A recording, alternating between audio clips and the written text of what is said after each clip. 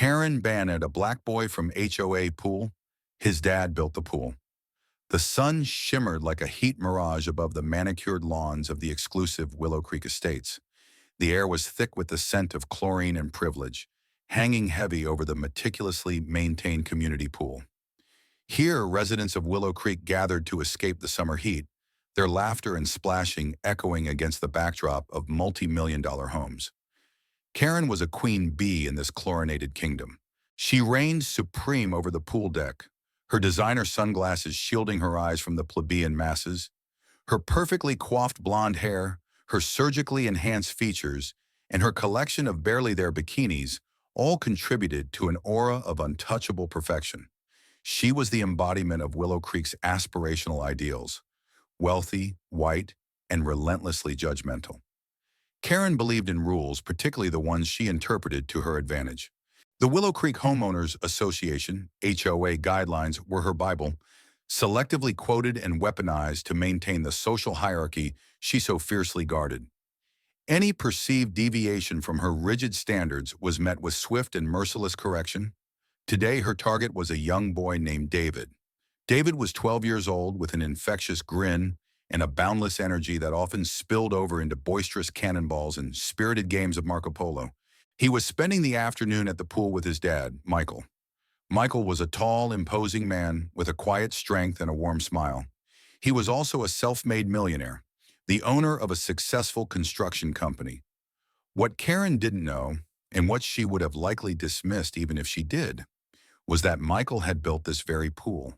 His company, Sterling Construction, had been responsible for every meticulously laid tile, every precisely calibrated filter, every gleaming piece of poolside furniture. The pool, in a very real sense, was a testament to his hard work and his success. But to Karen, Michael was simply other. He didn't fit the mold of the typical Willow Creek resident.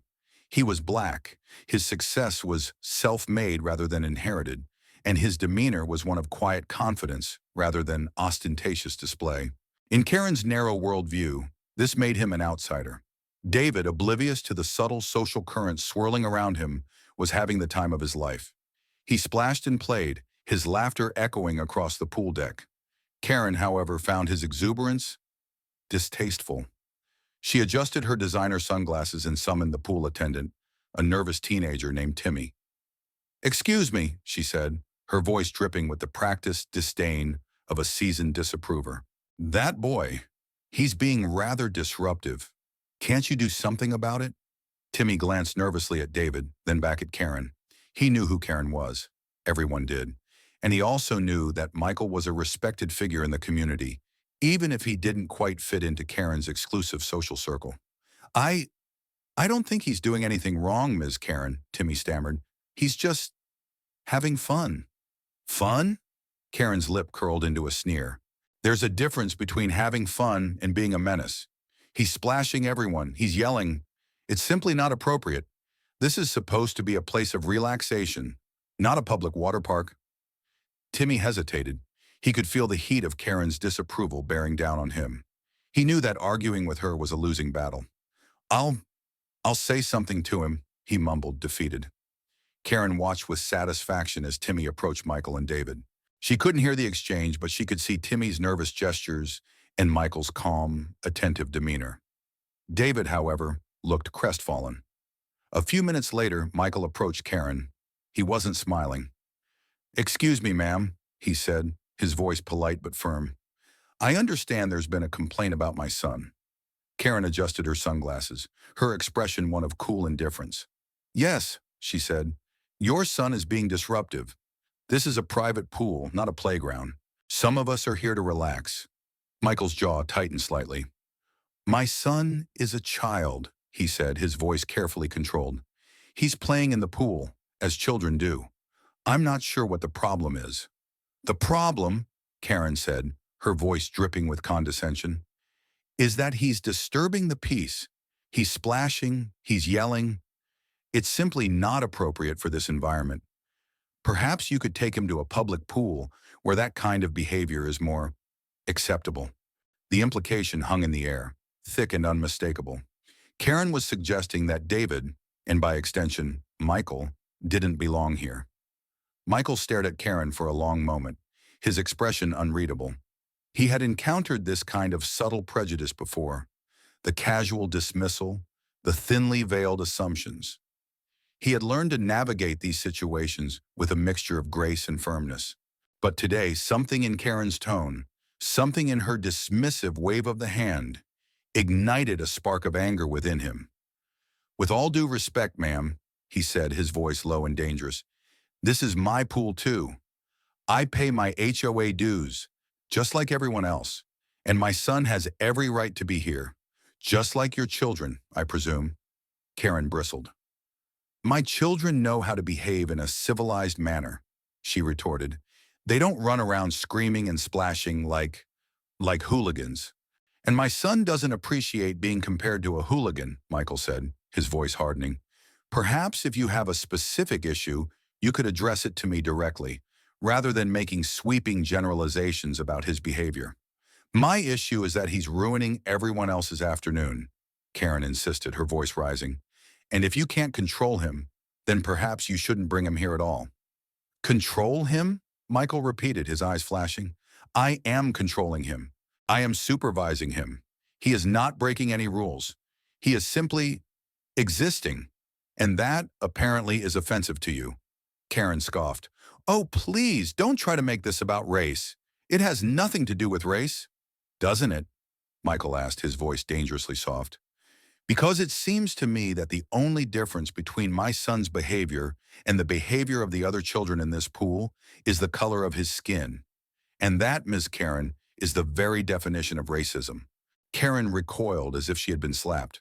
"How dare you accuse me of such a thing?" she sputtered. "I am not a racist. I simply have standards." "Standards," Michael repeated, his voice flat. "Or prejudices dressed up as standards." "I'll tell you what my standards are, Ms. Karen. My standards are that everyone is treated with respect, regardless of their race, their background, or their behavior, as long as they are not breaking any rules. And my son is not breaking any rules." He paused, taking a deep breath to compose himself. He knew that escalating the situation would only prove Karen's point, in her mind. He had to remain calm, to appeal to whatever shred of decency she might still possess. "Look, Ms. Karen," he said, his voice softening slightly. "I understand that you want to enjoy a peaceful afternoon. I do too. But my son is not a threat to your peace. He is a child. Please just let him enjoy the pool. Let him be a kid." Karen stared at Michael, her face a mask of stubborn defiance. She could feel the eyes of the other pool patrons on them, their expressions a mixture of curiosity and disapproval. She didn't like being challenged, especially not in her own domain. But she also knew that she was losing this argument.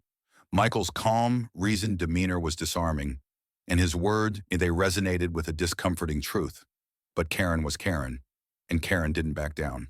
Not easily, anyway. "Fine," she said, her voice tight with resentment. "He can stay. But if he so much as splashes me, I will have him banned from this pool. Is that clear?" Michael looked at her for a long moment, his expression a mixture of sadness and disappointment. He had hoped for a different outcome, a moment of understanding, a glimmer of empathy. But he knew that with Karen, such things were rare. "That's clear," he said quietly. He turned and walked back to David, his shoulders heavy with the weight of Karen's prejudice. The rest of the afternoon passed without incident. David, sensing the tension, toned down his exuberance, his laughter a little less loud, his splashes a little less enthusiastic. Michael stayed close, his presence a silent shield against any further harassment. Karen, however, remained vigilant. She watched David like a hawk, her eyes narrowed, her lips pursed. She was waiting for him to slip up, to give her a reason to unleash her wrath. As the sun began to dip below the horizon, casting long shadows across the pool deck, David and Michael gathered their things to leave. As they walked past Karen, David, his earlier exuberance replaced by a quiet politeness, said, "Goodbye, ma'am." Karen barely acknowledged him. She simply nodded curtly, her eyes still narrowed, her expression still sour. Michael, however, stopped. He turned to face Karen, his expression serious. "Ms. Karen," he said, his voice low and firm, "I'd like to remind you of something. This pool, this entire community, was built on the principles of equality and fairness. My company built this pool. My hard work and my investment helped create this space for all of us to enjoy. That includes my son." He paused, letting his words sink in. "I suggest you remember that the next time you're tempted to judge someone based on the color of their skin, because you never know who they are, where they come from, or what they've contributed to this world." With that, he turned and walked away, his arm around David's shoulder. Karen watched them go, her face a mask of conflicting emotions. She felt a flicker of shame, a prickle of guilt. But those feelings were quickly overshadowed by her resentment and her stubborn refusal to admit she was wrong. The incident at the pool, however, was far from over. Karen, seething with indignation, wasted no time in taking her grievances to the HOA board. She painted herself as the victim of an unruly child and an aggressive father, exaggerating David's behavior and omitting her own condescending remarks. The HOA board, a group of mostly white affluent residents who shared Karen's worldview, listened to her complaints with sympathetic ears. They had dealt with Karen's concerns before, and they were eager to appease her, to maintain the status quo of Willow Creek Estates. Without conducting any further investigation, without even speaking to Michael or David, the HOA board sent Michael a letter. The letter accused David of violating the pool rules and warned that any further disruptive behavior would result in his being banned from the pool. Karen was triumphant. She had won. She had silenced the dissent. She had reasserted her authority, and she had reaffirmed her place at the top of the Willow Creek hierarchy. But her victory was short-lived. Michael, upon receiving the letter, was outraged.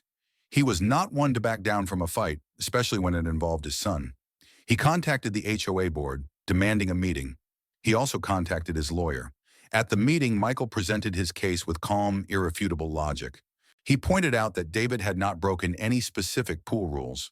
He presented eyewitness accounts from other pool patrons who corroborated his version of events.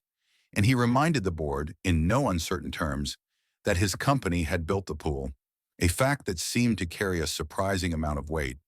But his most powerful argument was his quiet, unwavering dignity. He spoke of the subtle prejudices he and his son had faced, the constant microaggressions, the unspoken assumptions that chipped away at their sense of belonging. He spoke of his desire to create a better world for his son, a world where he would not be judged by the color of his skin. His words resonated with some members of the board, particularly the younger ones who were more attuned to the changing social landscape. They were ashamed of the HOA's hasty judgment, their willingness to take Karen's word at face value. But Karen and her allies on the board were not swayed. They dug in their heels, insisting that David's behavior had been unacceptable and that the HOA had a right to enforce its rules, however vaguely defined. The meeting devolved into a shouting match, a bitter clash between those who clung to the old order and those who were pushing for change. In the end, no decision was reached. The board was deadlocked, divided along lines of age, race, and ideology. The conflict, however, did not remain confined to the boardroom. It spilled out into the community, dividing Willow Creek Estates into warring factions. Residents took sides, friendships were strained, and the once serene atmosphere of the neighborhood was shattered by accusations and recriminations. Karen, emboldened by the support of her followers, became even more vocal in her condemnation of Michael and David. She organized protests at the pool, circulated petitions demanding David's banishment, and even started a blog dedicated to exposing the truth about the radical agenda that was threatening to destroy Willow Creek. Michael, meanwhile, refused to be intimidated. He continued to bring David to the pool, defying the HOA's warning and asserting his right to enjoy the facilities that his company had built. He also filed a lawsuit against the HOA, accusing them of discrimination and defamation. The lawsuit dragged on for months, attracting media attention and further dividing the community. The once pristine image of Willow Creek Estates was tarnished, its reputation as a haven of tranquility replaced by a notoriety for prejudice and intolerance. As the trial approached, Karen found herself increasingly isolated. Some of her former allies, realizing the damage she had done to the community, began to distance themselves from her. Others, witnessing Michael's unwavering dignity and the outpouring of support he received, started to question their own assumptions. Even Karen's children, horrified by their mother's behavior, pleaded with her to drop the lawsuit and apologize to Michael. But Karen, blinded by her own arrogance and her refusal to admit she was wrong, refused to listen. The trial was a turning point. Michael, in his testimony, spoke eloquently about the history of racial discrimination in America, the subtle ways in which it persisted even in seemingly enlightened communities like Willow Creek, and the importance of standing up for what is right, even when it's unpopular. David, called to the stand, spoke simply and honestly about his love for swimming, his confusion at being singled out, and his hurt at being made to feel unwelcome in his own community. His words, coming from the mouth of a 12-year-old boy, had a profound impact on the jury. In the end, the jury found in favor of Michael. They ruled that the HOA had discriminated against David and ordered them to pay a substantial sum in damages. The ruling was a resounding victory for Michael, but it was also a wake-up call for Willow Creek Estates. The community was forced to confront its own prejudices, its own complicity in a system that perpetuated inequality. The HOA board was replaced, new rules were implemented to ensure fairness and inclusivity, and diversity training programs were instituted for all residents. Karen, however, remained unrepentant. She continued to insist that she had done nothing wrong, that she was the victim of a witch hunt, and that the community had been irreparably damaged by the invasion of people who didn't share their values. She became a pariah, ostracized by her former friends and neighbors, her reputation in ruins. She eventually moved out of Willow Creek Estates, a bitter and isolated woman, unable to comprehend the magnitude of her own failings. Years later, Willow Creek Estates was a different community. It was more diverse, more inclusive, and more welcoming than it had ever been. The pool, once a symbol of exclusion, became a gathering place for all residents, regardless of their race or background. And David, the boy who had once been banned from the pool, grew up to be a successful architect, designing community centers and public spaces that celebrated diversity and promoted social justice. He never forgot the lessons he had learned at Willow Creek, the pain of being judged and the importance of standing up for what is right. His father's words echoed in his ears. You never know who they are, where they come from, or what they've contributed to this world. And David made it his mission to ensure that everyone, regardless of their background, had the opportunity to contribute their talents and their dreams to the world. The story of Karen and David became a legend in Willow Creek Estates, a cautionary tale of prejudice and intolerance, and a testament to the power of courage, resilience, and the enduring truth that even the most deeply ingrained biases can be overcome. It was a story of a community that had once been divided by fear and ignorance, and who, in the end, learned to embrace the beauty and strength of human diversity.